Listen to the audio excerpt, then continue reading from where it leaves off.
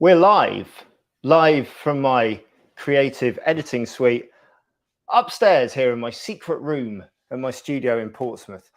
You should come down if you're near Portsmouth, come and visit us and I'll show you our secret room and what it does. But this is just a tiny corner of it and this is where I do all of my photo editing. Hello, my name's James.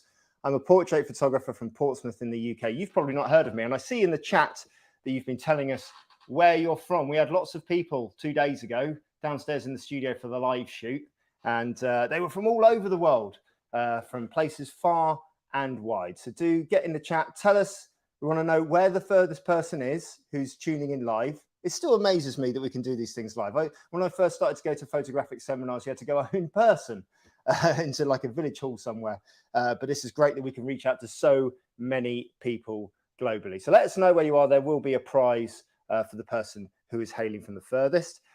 We are going to be doing edits from our shoot 2 days ago. Thank you very much if you joined us. I know most of you did for that live shoot with Jasmine, our ballerina in Converse. If you didn't see it, you can check it out. Go on to the Lumesca YouTube channel and you'll be able to find it from there. Today, we're going to be looking at those images. We're going to be looking at how we do proper color calibration using the Passport, and we're going to be discussing screen technology with our lovely BenQ SW270C photo view monitor here, and we talk about all the different bits of software, and I'm going to be going into Photoshop and showing you how I use Lightroom and Photoshop to create a final image for print and then hopefully for sale. That's what we're all about here, really. So first things first, what we're going to do is we're going to take you to my desktop. We're going to have a look in our Lightroom folder here. So we should be here in our Lightroom with all of the images that we shot from the session, just scrolling along here. I've just imported them with the standard Adobe Color profile there, just the standard Adobe Color profile. And that's all of the images that we shot from the session there, around about 32 images. The first image we shot, which we discussed on the shoot on the day, the first image we shot there is of the color checker Passport. And that color checker Passport was shot with a single light, an Elinchron 1 light. It was shot with the Canon R6 body, and it was shot with the 24-105 f4 lens. That's my workhorse lens in studio, 24-105. Got a great range on it. I can shoot full length portraits and close-up portraits there. It's really, really cool portrait. But what we're going to be doing now is we're going to be showing you how we can use the software here that's been embedded into our Lightroom from downloading from the website there, how we can apply Adobe Camera Raw correction. So the first thing we're going to be doing for this image here, nothing done to this image at all. It's exactly as shot in camera. It is a CR3 image, which is a camera raw image. I'm going to get hold of my crop tool here, and I'm just going to crop around the color checker Passport there, just so we've got a nice, clean shot of the Passport itself. Now, what we want to do is we want to create a profile based on the data in this Passport. So as we discussed a couple of nights ago, every time we take a shot with a different light or a different lens or a different body, it's going to affect the color slightly differently. And we're going to be using the calibration software here to get the biggest range of color that we can, so we can get the maximum amount of real color range out of our raw image. I'm going to be processing, just before we carry on this BenQ monitor. Now, my monitor is used quite a lot. I use it daily in studio. So I recommend for myself a 1-week calibration update. And I keep my Color Checker Display Pro on my desk here. And I make sure that I get my screen calibrated so that I know that everything I'm seeing on this screen is real color. Nothing has changed at all. What I genuinely like, I've had this screen now a month. What I genuinely like about this screen is how sturdy it feels. I've worked with screens in the past where the hoods aren't that sturdy. They're a bit flimsy. They fall off. They're a bit metallic. This has got a lovely, lovely sort of velvet interior, if you like, but it's really sturdy. And the benefit of the hood is that it blocks out all of the ambient light in this room. So I've got some spotlights over there for my viewing theatre. I've got fluorescent lighting above me. I've got all kinds of distractions around me. With the hood, I know that all of the light is excluded. So there's nothing shining on the screen. And even if there was something shining on the screen is a matte finish. There's completely no reflections in the screen at all. So I know that I can concentrate on the image and the image alone. Going into this here now, we've got the color checker passport here. This was as it was shot. So we're going to go up to our file menu up in the top left-hand corner here, and we're going to go to our export. Where are we? Export with preset, which is down here. And then we're going to go down to the color checker camera calibration. And we're going to be creating a digital negative, a DNG profile name for this. So the profile name I'm going to give it is Jasmine. And I'm just going to name check the R6, and I'm going to name check the lens, and I'm just going to name check the light. So those three variants that could change the color, I'm just going to name check those so I know exactly which profile to look for when I change it later on. Now you can see up here, it's processing the file. This takes around about 20 seconds. So while we're waiting for that to do that, in those 20 seconds, we're going to ask you a trivia question. Always have trivia questions. I know people like a quiz. So we're going to do a quiz for you in the chat now. Which American state is the last state alphabetically? Who's the first person to answer? You can let me know when it comes in. Look at it. Oh, is there someone come in? The last state alphabetically is, let's see if the color checker pro's still working on that. Someone should be able to give me this. I had to memorize all 50 states. Wisconsin is, Wisconsin is incorrect. Try again. Wyoming. Wyoming. Thorpe gets the prize. Who's that? Stephen Thorpe. Stephen Thorpe. Congratulations, Wyoming. Your prize is a big round of applause. Well done. Very good indeed. Lovely. There it is. Let's just see how we're doing here. Still processing the file in there. I had to memorize all 50 states and all, I think, 56 African countries for the ITV quiz show Tenable because I thought it might come up. And it didn't come up. Luckily, James Bond movies did. And I didn't have to revise for that because I already know my James Bond movies. So that's cool. As we're processing the profile here, what we can do is we can go back into some of the images here. And what I'm going to do is I'm just going to do a quick edit. The way that I edit is I'll use the flag system, which is X for to flag an image, O, the letter O to keep an image unflagged, and then P to pick an image. So I'm using P to pick the ones that I really, really like, and X to get rid of any ones that I really, really don't like. Going back in here, and we can just start to compare similar images here, like these two here are very, very similar. So I can just choose between one of those, and I'm just going to get rid of one of those by hitting X. And then these two here, we can obviously bring up, we can go into our library, and we can start to compare two next to each other by clicking this little icon down here, the survey view, and just have a look at those two together. I actually quite like the way that she's got her chin lifted up on this one. I'm going to discuss this a little bit more later on. So we'll just lose the first one by pressing X, and then we're going to keep that one. I like this one where we're turned to the light. This is one where we, for those who weren't in on the seminar the other day, or for those that were, the main difference between these two is the light is on different sides, but also the one on the right here has a big white reflector down the left-hand side, which is pushing a white reflection back in there. And oh, just as we finish, the profile has been generated successfully. Lightroom must be restarted to activate the profile. So what we're going to do now is I'm going to go back into there because I realized that I can't click OK while I'm on this camera. So I'm going to hit OK, and we're just going to shut down Lightroom there. Do I really want to quit? Yeah, I really want to quit. There we go. Cool. Now, if we open up Lightroom again, I'm going to bring it back up in here. Everything's reloaded back up on there. I just need to bring in my flags again. And I'm going to bring in my rated system as well, because we're going to be using that rating system later on. So at the moment, there we go, we get rid of those. There we go. So now we're literally only showing the picked files. Now this image here, which is of the color checker passport, still has the Adobe standard color profile. And these are the standard profiles you'll get when you download Lightroom. You can have your landscapes, your portraits, and your standards. What I want you to notice is this grid of 9 squares here. This grid of 9 squares here is particularly the blues. And just look at how these blues change as we go from one profile to the next. If I go to my grid view now, just close that off just for a second. I'm going to go back to Adobe Color. Actually, we'll go back to Adobe Standard. There we go.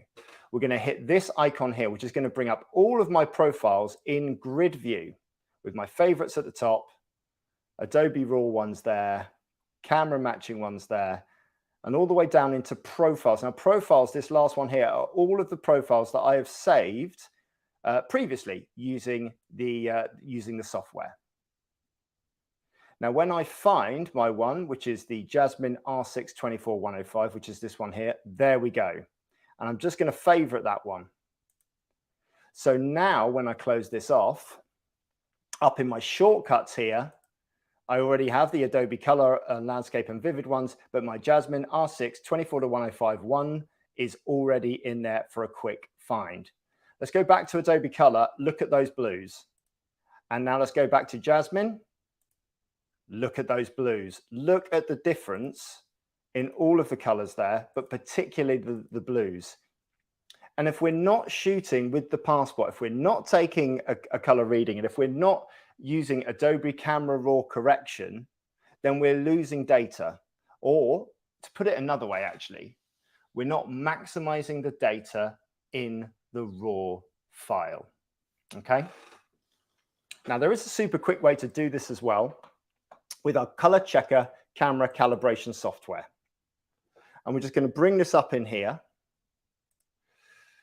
We can drag and drop a DNG, a digital negative image here. So if we've created a DNG, which I've created previously of Jasmine here, holding the color checker passport, we can drag and drop it in there. And this will load the image up, and there, that quickly, immediately identify the passport, immediately identify all of your areas of color, and you can just create a profile by clicking Create Profile at the bottom there. But we're going to be working almost exclusively in Lightroom here today. Now, what we can do, we know that the selection of images below us here were all shot with the same camera, the same body, and the same flash unit with no changes to power. So what we can do is that we can select everything. And I'm just going to go to Library View here just so you can see. We can select everything there. Perfect. And we know that all of these are going to be properly color calibrated with the new profile. So we go into Develop, we select our Jasmine profile, the colors shift, and now we can sync all of those up together by clicking Sync down here, and by treatment and profile, just having that clicked. You can check all or check none from there. I clear it by checking none. And click your treatment and profile, and you can sync all of these images up together. So now all of our images have got the proper calibration software. If I just take this image as an instance and we just go back to Adobe Color, look at the shifting color, particularly in those skin tones. And now look. The other thing that we can do is that we can look at color temperature. So if we uncrop this image here, we can use the passport. Here we go. And using our color picker to affect the white balance. My white balance was shot at 4,750. I tend to shoot quite cold in studio. This is a complete personal preference, but I shoot relatively colder skin tones, and I look to maybe just warm them up just a little bit later. I don't want too many magentas, too many reds in my skin tones, okay? So that's why I deliberately set it. The other reason why I deliberately set it to 4,750 is just because I want all of my images to be consistent. So if I do need to change them, I can change them all consistently as well later on. What we can do with the profile here, though, is we can select our 12% gray, which is the third patch along here. Get our white picker and just click that there. And now we're white balanced. Now this is, or should be, what came out, what was actually in the room at the time. What should be real, proper, true color from all of the light that was falling on the subjects at the time. We can warm these skin tones up with this row here. The one with the tiny notch in here that you can see on the far left, and you can tell that this is the portrait one because it's got a little image of a face here, is your 0% color. So when you start moving across the image and clicking, the image will get warmer and warmer and warmer. And you can go back down the route as well. We'll just do a big shift, going back to the standard white balance there with the one in the notch at the far left, that's the one you use. And then if we just go super warm, just to show you exactly how, boom. And you've all of a sudden got really warm skin tones. So if you're a warm skin tone photographer, you like seeing warm skin tones coming across in your portraits, that's the ones that you want to use. But you'll find your balance in there. And again, you can just batch process throughout the entire collection. One other thing here to note as well for landscape photographers, this one here affects your landscapes and affects your natural tones and colors within the natural world. So if you are a keen landscape photographer, that's a really, really effective tool along the bottom to use to warm or to cool your landscapes for your landscape photography to get true color. Lovely stuff. What I'm going to do now is I'm just going to pick 3 images that I really like, that I think are really, really strong. And if we've got time, we're going to try and process all 3 of them here. This one here, I'll just go through my editing process with you again. I do like that one. So we're just going to hit a P on that one and pick that one. We're going to pick that one because that was really, really strong, just straight down the middle of the lens. Remember, these have all now been corrected, color corrected with the new profile. So what I know I'm looking at is correct. Didn't like the lift up of the head there, so we're just going to lose that one. We're going to keep that first one there, change that one to P for pick. That was the awkward posing one. I did a deliberately awful shot with terrible photography and interpersonal skills. I implore you to go back and look at the video from 2 days ago to see what a terrible photographer I can be. We're going to unpick that one, and then we're going to pick that one. We're going to have a look down here. We had a nice little selection here. So what I can do again, just go into my library and just select all 5 of those and have a look at all 5 of those together. And I think, you know what? I think I'm going to go for possibly this one here where she's just looking up. That's a real favorite of mine. This is where we chose to go from white to gray to black. Really simple use of the inverse square law to get 3 completely different backgrounds in less than a minute. So check that one out there as well.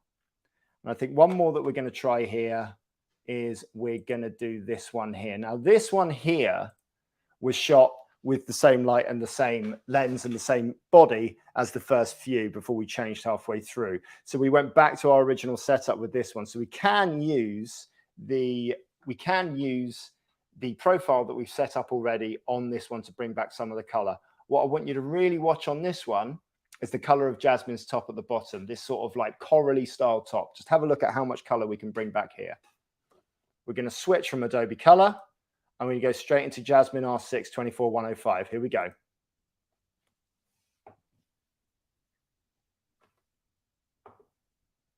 That's how much you're losing if you don't correctly manage your colors effectively in shoot and in Lightroom afterwards. We'll just do that again. That was how it was seen in camera with the standard Adobe Color profile. And this is it corrected. So yeah, we're going to pick that one. So we're going to hit that. I'm just going to get rid of my middle flag down here for my unflagged photos. And we're just going to be able to see our flagged photos there only.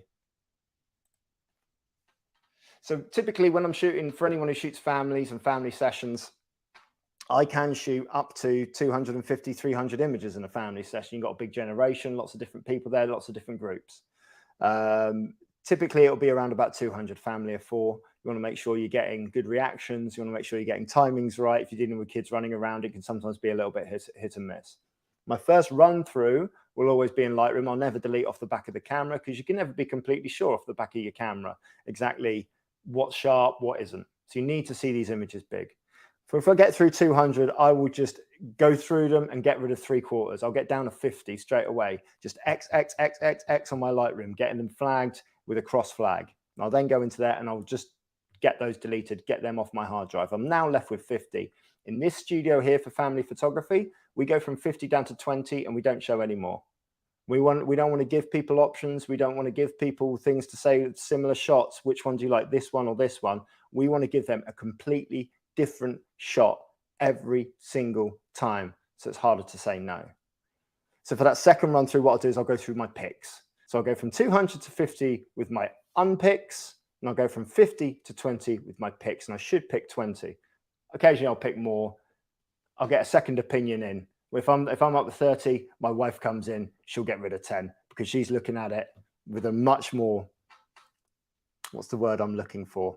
Decisive eye from a sales point of view than I am. Sometimes it's difficult when you're attached to the pictures. You've got to speak to a salesperson to maximize those sales.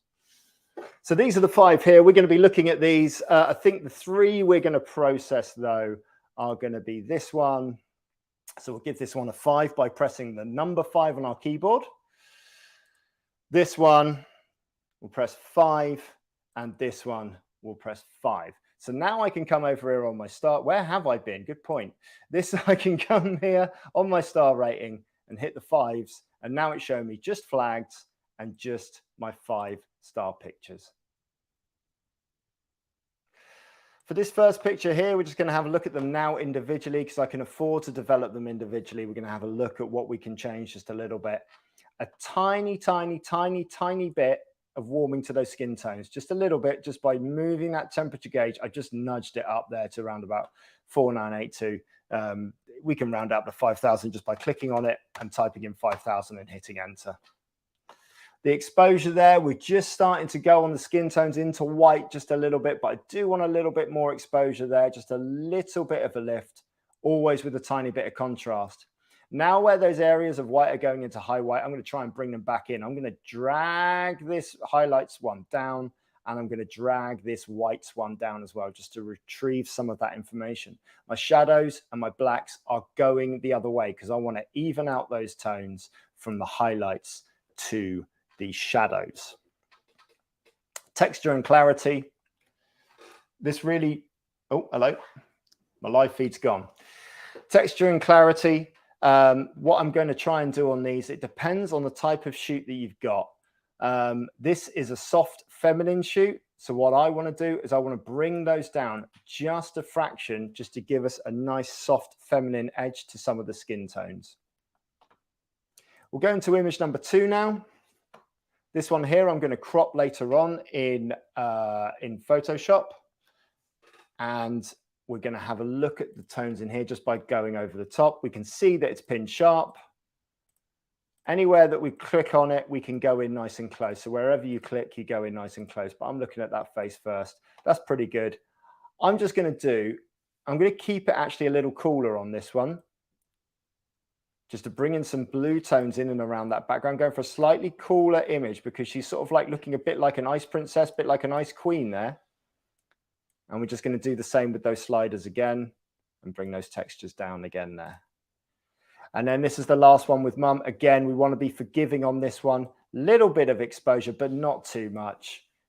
It's reasonably warm on that one already, which is quite nice.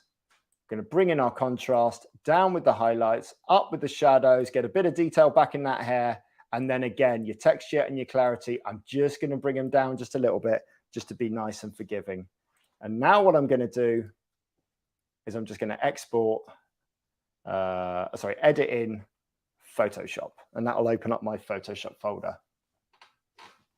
Back in. Any questions on the chat while those are opening up? There's one or two, but okay. Very technical, so.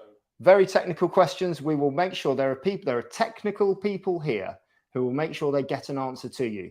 If I can't answer a question, there are better people than me to answer those questions for you. So don't worry. If you've put a question in the chat and we don't answer it tonight, we will get back to you, and someone will answer your technical questions. A couple of things while these are loading up. This BenQ monitor is really, really sturdy. We had to take it from downstairs to upstairs the other day. When we did the live shoot, we took it downstairs for a live tether, and now we've brought it upstairs. It's got this handle at the back that you can see here, which is really, really sturdy, and felt really, really safe when we were sort of bringing it upstairs.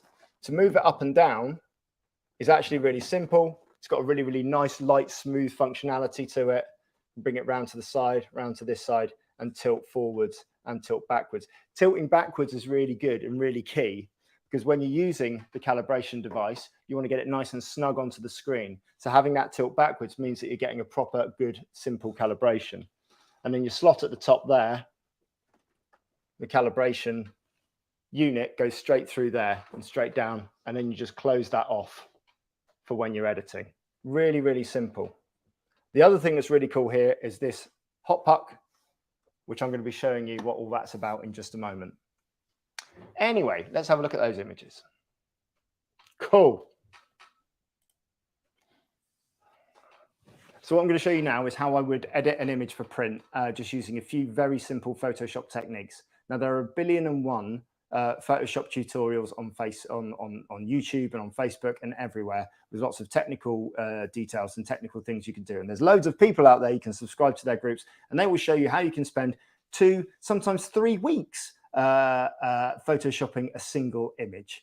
We're a working studio. We don't have that time. We don't have that luxury, but we do like to make images look as good as possible for sale and for print. So I'm just going to show you the things that I'm looking out for in every image before it goes to print. It's that simple. So hopefully we'll do something cool for you. The other thing to remember with Photoshop, there's going to be people in this chat who know how to do this better than me. There's going to be people in this chat who know how to do this differently from me. The thing about Photoshop is it's 100, 1,000, 1,000,000 different ways to skin a cat. There are loads of different ways to achieve a similar or the same result in Photoshop. I'm literally just showing you mine from 20 years of working with the tool. So here we go. We're going to be looking at this image just to begin with. And the first thing I'm looking at, we got a teenager, we got skin. What we need to do is we just need to tidy up that skin. It's going to be the first objection in the viewing room to not purchasing a picture. The simplest tool you can use to do this, to my mind, is the spot healing brush tool. You can just make it bigger or smaller. I give it a reasonably a soft edge, bring the hardness down to somewhere around about 50%. And I control the size of it, excuse me, with my bracket keys. So if I click my bracket key here, it goes bigger. And if I click my bracket key here, it goes smaller. And what I'm trying to do is I'm just trying to find the biggest blemishes that I can to get rid of, nice and simply, the ones that are going to stand out on an 8x6 print. So just here, here, here, and here, just around here. And then the ones up in the skin tone up here. And we're just trying to just get rid of anything that's got a massive reflection and that is really likely to show up on print. But actually, we did a reasonable makeup job on this one, so we're pretty good, I reckon. We're just going around here. Lovely. Another way to do it is to right-click, grab your patch tool, lasso round a section that you want to get rid of, and take it to a section of clean that you'd like it to mimic. And you can do it that way as well. Slightly more scientific approach. And just start to tidy up bits of skin from around here. And that's going to mimic the texture of the area that you are taking it to. 2 real simple ways of doing it there. I'm just going to grab hold of we just got some small blemishes here from where the makeup isn't quite perfect, just along underneath the neck there. I'm just going to grab my spot healing tool again and just go for these spots here and just grab those. And there we go. In under a minute, we're fairly spot free there. Reasonably. From a distance. And again, we can always bring up our history tool. There we go. We can go bigger and we can have a look at what it looked like to begin with and where we are now. So we've got rid of the big ones there. The next thing I'm going to do on this one is I'm going to go straight into my filter and straight into this new one that Adobe released, I think reasonably within the last year or so, neural filters. And it'll automatically select the face here, which it's done. It's automatically identified the face. There's loads of options down here. The one I'm going to be using is skin smoothing. And what it'll do there is it just applies a skin smoothing filter across the whole face. You can affect the blur, the level of blur, and the level of smoothness to your desired preference. You just need to wait for it to load. It'll do different things. And there you go, processing on device there at the bottom. It will show you how far it is along with that. But I'm reasonably happy from that. Down here is the output. I'm going to select new layer. I want a whole new layer for this. And the reason for that will be reasonably clear now. If I bring up my layers, it's on a whole different layer as a whole different image. With neural filters, what I've found, I want you to focus on the nostrils down here. That's with the neural filter off. That's with the neural filter on. Can you see that lifting in tone? Neural filter on, off, sorry, neural filter on. So all I'm going to do is I'm just going to grab my eraser tool and I'm just going to erase around just inside those nostrils because I like a little bit of contrast in those nostrils. Just to give us a little bit of shape, a little bit of definition, and a little bit of form. Control-Shift-E will flatten my image so that neural filter is now fully applied. Just up here, we've got a little line here, just on the crest of the hair here, where it's gone into white. So we've got a reasonably sort of tanned line here, and then we've gone into white where the makeup hasn't hit here. So what we're going to do with this is I'm going to grab my clone tool. And instead of having the clone tool on normal, I'm going to change my clone tool to color. And I'm going to bring our opacity down here to a very low opacity of around about 15%. Nice soft edge to my brush. Now what I'm going to do here is I'm going to take the color that I want this to be. I'm going to hit Alt and I'm going to select that area.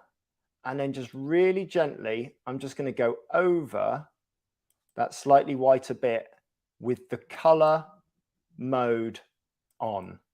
And what that's doing, just a little bit at a time, is it's just taking that area from previously what it was white, as you can see there, to now a nice bit of color in there, a perfect blend into the top of the hairline. There it was before white, there it was before colored in. Now we're going to have a look at the eyes.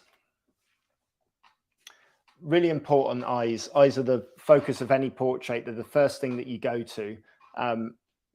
I shoot a lot of my creative portraits. I shoot with eyes closed, and what that makes the viewer do is to make judgments and assertions on a portrait based on all of the other factors of the image: face shape, posing, composition, cropping within, and body language. Because we rely so much on the eyes to tell a story and tell us a little bit about a picture, or a lot about a picture. So they're immediately the point that you go to. I always think in any sort of full length or half length portrait, the brightest part of the portrait is where your eyes go to first. That should be the face. Typically it should be the eyes, because the eyes have got white catch lights and lovely white areas in it to drag your eyes straight into the eyes of the portrait. So let's just have a look at maximizing those potential there. Luckily, I've done all right in camera here. That's another thing as well. So I forgot to mention that. Try and get everything right in camera as much as possible. You want to limit the amount of time you want to be using in Photoshop as much as possible. So many images as well. Another point. When Photoshop attacks, that's what I call it. It's like a Photoshop has just gone mad on an image. I always think, stand by this. Photoshop can make a good image great. It can't make a bad image good. You need that good image to begin with. So just try and get it right in camera first time. And we've kind of got it here. The eyes are really, really nice here. I'm just going to grab my dodge tool here, make it a little smaller here. Loads of proper Photoshop photographers are going to tell you to use masks so that you don't destroy the pixels in the image. I don't mind, because this is an 8x6 going up on a 10x8 frame on a wall for a mum to buy. And I trust myself to do it properly. And I have the raw anyway there if I want to go back and just start from scratch. Here we go. So we're going to get a nice soft edge on this, an exposure of somewhere between 5 and 10%, okay? And I'm also going to set my dodge tool to just going after the highlights. So what that means is it's only going to go from anything from lighter mid-tones through to the lightest highlights. And when you drag it across, it will just give a little bit of punch to those eyes. Just a tiny little bit there in the blue. And then I'm going to go over the catch light, because I want that catch light to sing. Now, can you see that? That's the benefit of using just highlights. All it's doing here, I'm going to go super close so you can see. Just using highlights is just going to lighten up the square, not the black pupil. And really, really, really importantly, not the black eyelashes. So you still got that reflection in the eyelashes, so they still look real. And there we go from eyes that were like that to eyes that are like that. And on your full length portrait, you've gone from eyes that are like that to eyes that are like that. Just that little bit, just to drag you in. To my mind, my personal taste, I excessively did it there so we could see. But to my mind, I've overdone it a little bit there. So I'm going to show you how we can bring it back in. We're going to go back in here. And we're going to go down to our history panel down here. And we can see where I started dodging. I've made sort of 6 or 7 dodge strokes there on the eyes. What I'm going to do is I'm going to click the box to the left of the clone stamp here. And that's going to be my source for my history brush, which is up here. I'm going to grab my history brush. I'm going to set it to an opacity of around about 30%. And what this will do, when I brush over it, is it will try and take it back to the state before we started using the dodge tool, where we set it in that little black box on the left-hand side. So we'll get nice and close so you can see. And we'll just there. And it's just brought it back in 30% from where it was. And now we have eyes that aren't too bright and are just right for what I want. Final thing to do is to bring up my crop tool. Like I say, I crop everything 8x6 in Studio just for the purposes of the way that we view. So I've got to choose a crop there that I'm sort of comfortable with. I try not to crop through arms generally in portraits. So try and make sure an arm has an elbow, a shoulder has an elbow has a wrist, and a wrist has a hand. But just for this image, we want it to go nice and close. I wouldn't typically, I'm not particularly happy about the way that the arms are coming out, but it's what we've got and what we work with. And they are actually making quite a nice triangular shape up into the face in the picture. Once again, if you want to talk about hands and talk about the way that people pose hands, there's a million videos online about how you can look at Renaissance paintings and try and get hands posed absolutely perfectly. I shoot with a lot of ballroom dancers. We know all about middle fingers and 3s and 1s and all that kind of stuff. Search out other things. It's a minefield, but getting hands right is a key sometimes to getting absolutely perfect award-winning photography. I'm happy with this. I'm happy with the fact that it's just above the bun because we spent a lot of time on that bun. It's just in there. That for me is where I'm going to put that crop. I did notice one thing earlier as well. There's a tiny little hair clip at the top here. So all we're going to do it one of 3 ways. Spot healing brush, boom, gone. Healing brush tool, we're going to take the area that we think it's going to mimic, which is going to be about up here, and then we're just going to go over it there. Boom, gone. We're going to do it with a clone stamp. We're going to bring the clone stamp up here. We're going to take it off color, put it back on normal, up the opacity, so we're back up to 100%. We are going to make that a little bit smaller, and we're going to choose the area that we want to clone from, which will be around about there, and we're just going to drag over. Boom, way number 3. And we're going to get the patch tool here. We're going to bring it back in and get the patch tool, and then just drag it across to an area that looks roughly the same. Boom, gone. 1,000 ways to skin a cat. There's loads of different ways to do the same thing in Photoshop. Just choose the way that's best for you. That's my finished image there of her. I think that looks absolutely stunning, and that'll be perfect for print. But I want you to focus as well with regards to the color checker, with regards to the color passport. Look at the range of colors we've got in there, from the background through to the foreground, the red lipstick, the blue eyes. All of that is only possible because we use the color calibration software, because we had the Adobe camera raw correction, because we're using a screen that shows off 99% of Adobe RGB. And I know that it's got a nice matte finish. So what I'm seeing is absolutely perfect. I've got no distractions on that at all. Next one we're going to look at is this one. Are we all right? Is everyone okay? Is everyone enjoying this? Are we yeah, positive? Positive? Is it useful? Is it good? We're going to go do this one now. This is my favorite image from the whole shoot. Cool.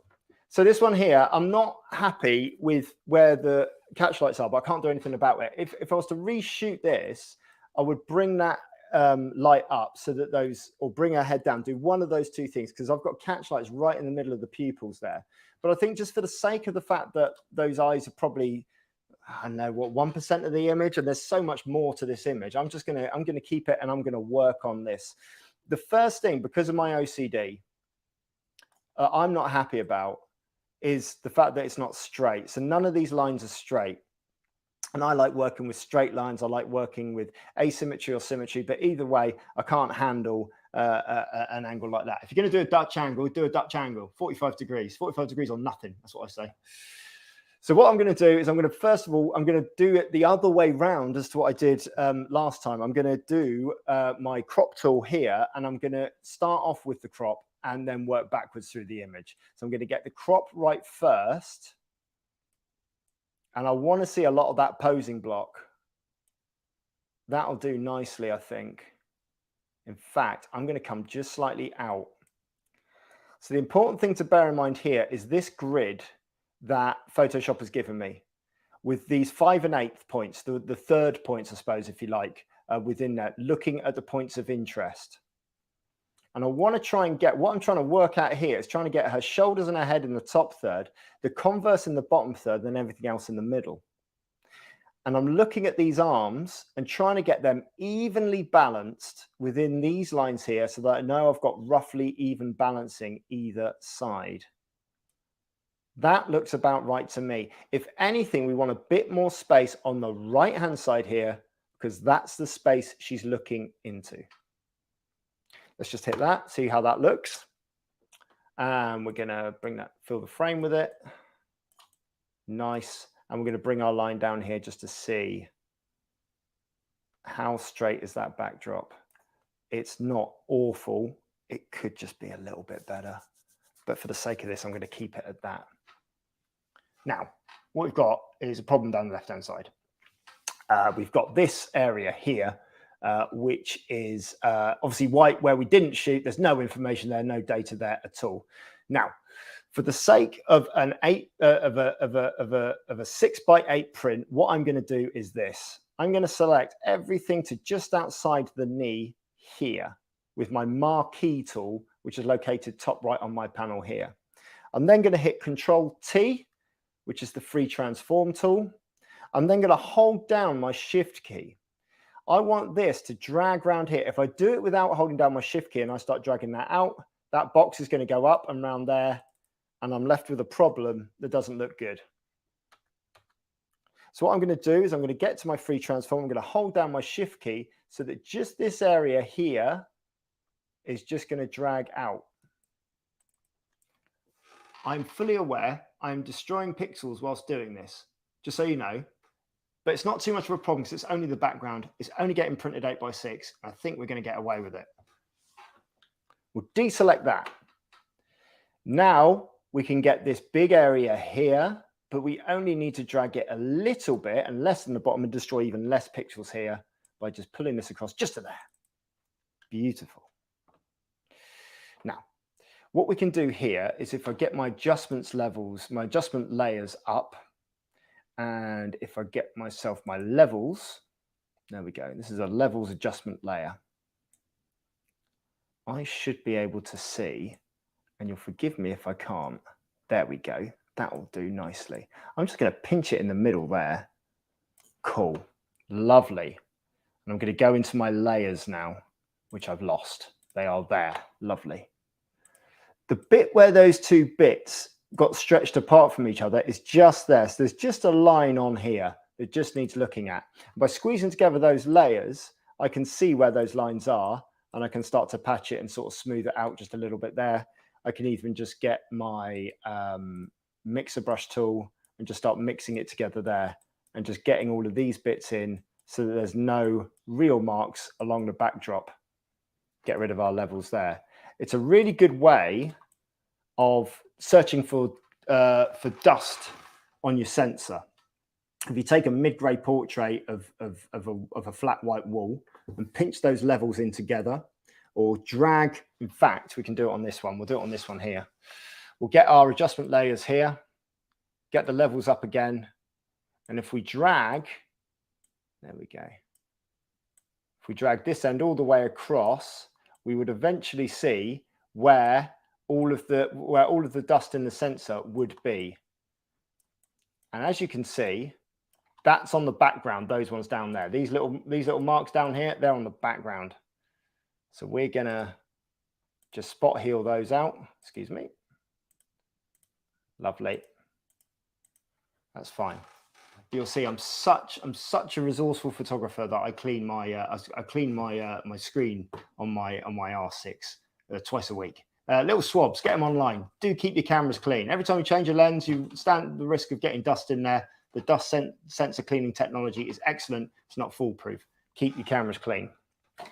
Anyway, get rid of the levels layer. Again, we've used a non-destructive layer there by using the levels in there. We go back into the face now. I'm happy with the crop and I'm happy with the way that we've filled in that side of the frame there. Yeah, that's all good. The floor's annoying me now. So I'm just going to go into the floor and get all the bits on the floor that aren't quite right, just with our spot healing tool. Boom, boom, boom, boom, boom. Get that all nice and clean there. Lovely stuff. Bang, bang, bang, bang, bang. Cool. Now, going out into the face, coming up soon, I'm going to show you what I use the puck for. Going to go into my spot healing brush tool again, and again, just very quickly, we'll do it in real time, how I would find and look for the spots on the face. We're just looking for those areas there, lovely, lovely, lovely, perfect, beautiful, and simple. Going to go into our filter, go to neural filters, again, go into our skin smoothing filter. It's found the face, it's smoothed the skin. Okay, it's saved as a new layer. I can go back into it. I can delete around about the nostrils, which is the area I don't like, and make those darker again, and then I can flatten that layer. Down here, we've got some hairs coming out of the bottom of the chin. So we're going to bring that up here. We're just going to get our healing brush tool and just get rid of those. Over here, we've got a little hair poking out here. We're just going to get rid of that with healing brush again. What we've got here as well is we've got like a bit of an L shape here where the hair's sort of tied back, and I want that area there to be kind of smooth. So what I'm going to do here is I'm going to get my rectangular marquee, select that area. I'm going to go up to filter and liquefy. I'm going to use my push brush, which is there, the forward warp tool. I'm going to make my brush a lot smaller. It's way too big there. And all I'm going to do is just with the edge of this brush, I'm just going to knock it back in. Knock it back in like that. Knock the top out just a little bit, and it will just smooth off exactly where I want it. There, so we've got a nice clean line now. There you go, look at that. Let's just have a look at that. Before, there, and after. And it's just a really clean, for these guys that do dance, I'm telling you, for these guys that do dance, particularly adult ballroom dancers, attention to detail. This is what we spoke about downstairs 2 days ago. We spoke about consistency and how all of this is working together. This color checker, the calibration software, the passport, the monitor is giving me consistency. So I can get to 90%. To get to 10%, that 100% extra attention to detail. And this is all attention to detail here. So now I'm reasonably happy with the way that is there. I'm just going to knock off, some of the scuff marks on here can go. I like the dirty trainers, you know, like if you weren't with us here the other day, that's why this shot was taken, because of the dirty trainers, because it told a story. It went the extra mile. It wasn't cliche. It wasn't twee. It was something personal. It was something different. That's what you do with storytelling in portraiture. I'm just going to, I need to paint this box, frankly. I don't know why I've drawn attention to it. I will repaint it for you guys. That is what I'm going to do. But I kind of like it a little bit scuffy, but not too scuffy there. We're going to keep the dirty trainers. Now, quick thing that I would do with this hot puck key here. It's got a dial here in the middle to adjust your brightness, adjust a variety of other sessions, variety of other variables in there. It's also got numbers 1, number 2, number 3. Number 1 is going to give me my Adobe RGB calibrated monitor profile. Number 2 is going to give me my sRGB, but most importantly, number 3 is going to give me my black and white, and I hope it works on this. If I suddenly change this to black and white, has it changed to black and white on the live feed? It has. Wonderful. Now, the brilliant thing about this is that it gives me a really, really, really good insight into how my image looks. If I was looking to put something in, that changed. Oh, it didn't change. The black and white didn't change. Oh, black and white's only on my monitor. I'm so sorry. It did change it to black and white. I'm going to do it for black and white for you now. I'm just going to do it a quick way anyway. I'm going to show you. Hang on. Right. Now it's black and white. So, happy? Good. The key thing about black and white is that it will show you where it's much easier in a black and white image to show where the lightest part of the picture is. And as I said about 15 minutes ago, the lightest part of the picture is where your eye should go first. Okay. Ansel Adams, amazing landscape photographer, managed to tick off in every single one of his landscapes, managed to tick off every box on the grayscale from really, really dark shadows to really, really bright highlights, but nothing was blown out. Everything was kept within range, but every box was ticked. What you want to do with these portrait images here is you want to have a look at a black and white image and just see where the bright spots in the image are. See where your eye goes to first. In this instance, the arm actually there on the right-hand side is just as bright as the face, but also this knee down here is just as bright as the face. And what I want to do is I want to create a little bit of graduation in the contrast, and I want to try and bring those back in range. So I'm going to do that now. Let's go back to our color image. I'm going to create an adjustment layer that is curves. There we go. There's my adjustment layer in curves. And I'm going to bring the curves down, just from the middle, down just to darken the whole image. I'm now going to go back into my layers. That's my adjustment curve layer there. I'm going to go a little bit larger on the thumbnail so you can see. That's my adjustment curve layer there. If I take it off, we're back to original. We haven't affected. This is for all the people that like non-destructive techniques in Photoshop. Here we go. So it hasn't actually affected the original image. It's just an adjustment layer over the top. Now what I'm going to do is I'm going to get my paint bucket tool. I'm going to switch it to black. Really good tip here. If you want to switch from black to white and white to black on your color swatch down at the bottom, just hit the X key. The X key. Watch it down here. You see it down here? Hit the X key. Go from white to black, white to black, white to black, white to black. Real simple way to do it. For this instance, I'm just going to go to black and I'm going to paint that whole layer in black. So what that means is that my layer's got nothing in it, so we're just showing through to the bottom. But we know where the areas are where I want to paint over, where I want to lighten up slightly. They are this area, brilliant. They are this area here with the arm and this area here with the knee. Those are the areas that I really want to work in. So what I'm going to do is I'm going to go back onto my layer and I'm going to switch this up to white and a white soft brush with a really low opacity, somewhere around about 15%. First thing I'm going to work on is that knee. So I'm just going to paint over that knee slightly, just gently, just to begin with. And you should see here, there. That's where the impact is being made on the mask, which means the darker area that's being affected by that adjustment layer is now coming through. But it's coming through bit by bit, and I'm in full control of it. It's a soft brush. It's not a hard edge brush. So it's just going to bring it back in just slightly, but exactly where I want it. And you can start to paint up and start to affect the image. And this is the attention to detail. This is the extra 10%. If we take that layer mask on and off, we will see the very small changes that I've made there. That's it with it off. That's it with it on. Off, on, off, on, off, on. But we're darker on those edges so that this face is more in balance, so that our eyes are being drawn directly to the face. You can save that as a tip if you don't want to destroy it, or you can just flatten the image there. Just as a final thing for this image, I want real impact and real power with this image. I'm just going to hit Control M, bring up my curves. I'm just going to bring it up, and I'm going to create a really gentle S-curve here, but just a gentle S-curve just to give me that little bit of punch on that picture, really make that red lipstick sing.